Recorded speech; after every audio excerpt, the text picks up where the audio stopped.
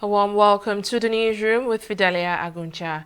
Ahead of the reopening of schools for graduating students across the country, the Nigerian Union of Teachers (NUT) has charged the federal government and stakeholders in the sector to provide personal protective equipment (PPE) for both teachers and students. NUT Secretary General Mike Ikene made the demand in an interview on Monday. He also charged the government to guarantee the provision of running water and soaps in all schools for everyone. The federal government on Monday announced that students in graduating classes can return to school on August 4th to prepare for their WAEC examination, which is coming up on August 17. Schools and learning institutions across Nigeria have been shut down for months as part of measures to contain the spread of the coronavirus pandemic. Well, the federal government has extended the second phase of the eased lockdown in the country by 1 week, retaining guidelines earlier issued for the initial 4-week period. Boss Mustafa, chairman of the Presidential Task Force on COVID-19, who announced the decision, said the extension is to accommodate Salah festivities, after which the lockdown relaxation would be reviewed.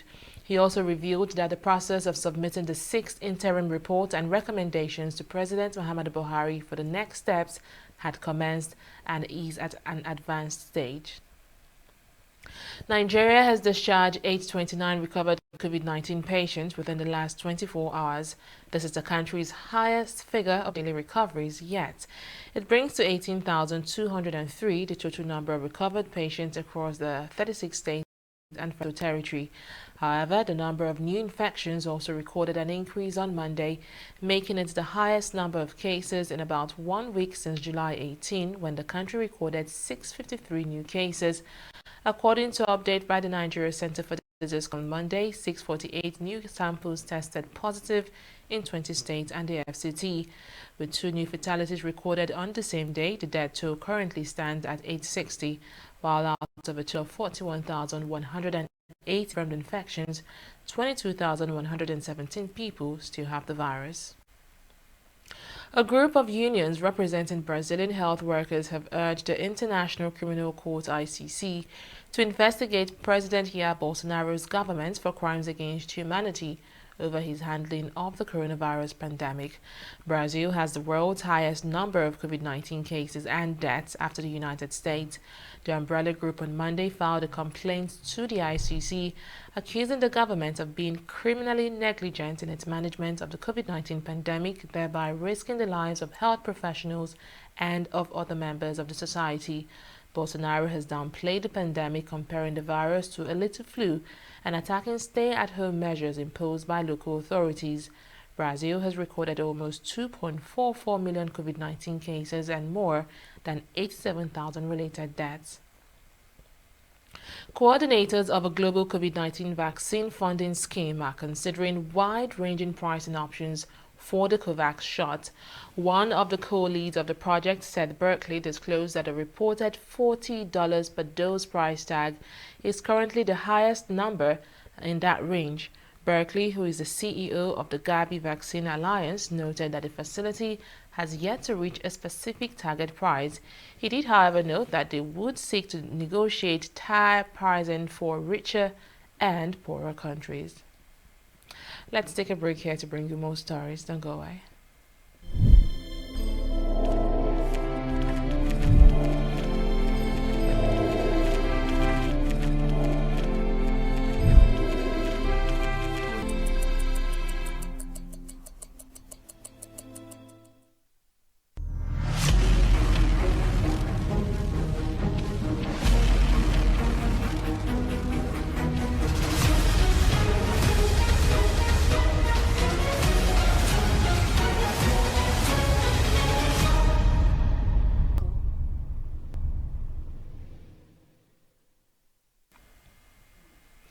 Welcome back. The federal government has declared Thursday, July 30 and Friday, July 31st as public holidays to mark this year's Eid al-Kabir celebration.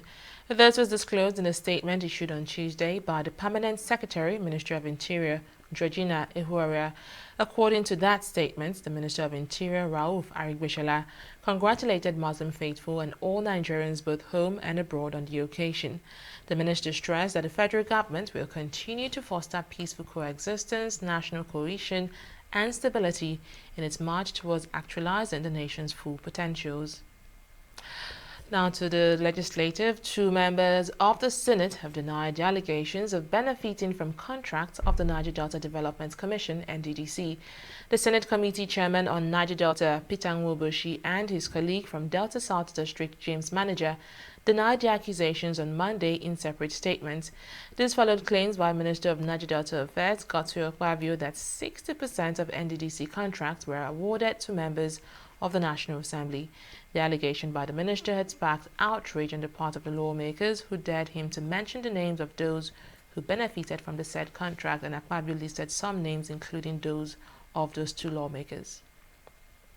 The federal government has met with the leadership of the Nigerian Association of Resident Doctors, NARD, over the planned industrial action of the medical practitioners.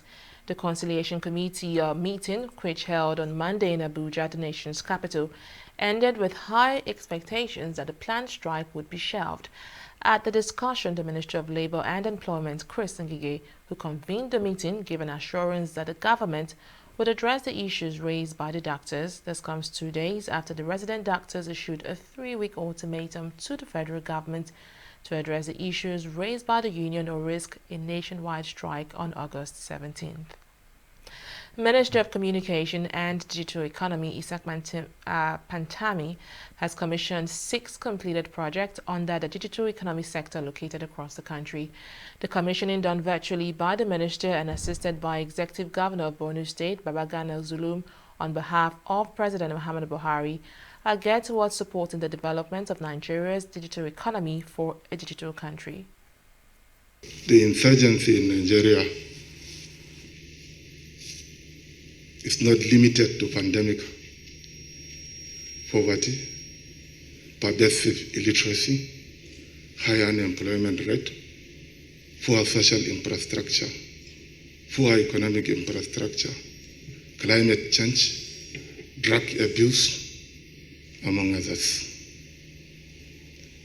Therefore, the establishment of these 6 projects in the country will no doubt create employment opportunities to our teeming population growth, thereby stimulating economic growth and enhancing gross domestic GDP of our dear country. We are at the last stages now of starting the execution of that part of the contract. Many parts of the road have been completed. The lanes of many parts are marked. The highway signages are there. But the last mile now is to lay the broadband cable that connects all the states between Kano and Maiduguri, and that's a distance of 560 kilometers.